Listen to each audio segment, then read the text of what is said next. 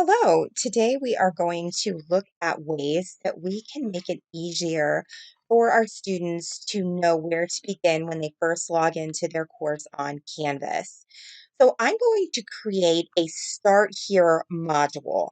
So we're going to begin by going to Modules on the left-hand side. Then we're going to go up to the top and we're going to click on Plus Module.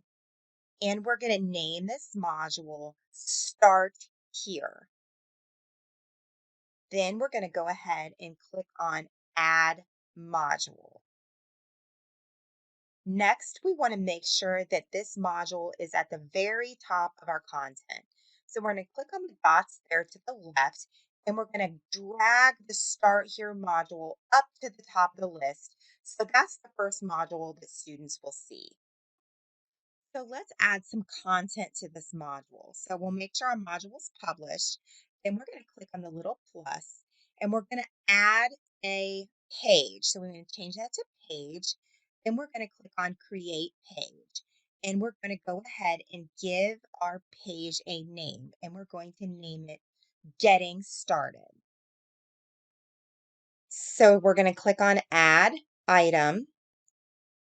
And we'll see that the Getting Started page has been added to the Start Here module. So let's click on the page and click on Edit to add some content.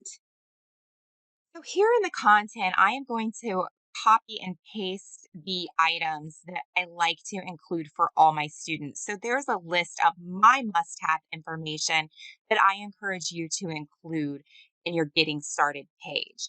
So once I've done that, I'm going to click on Save and Publish.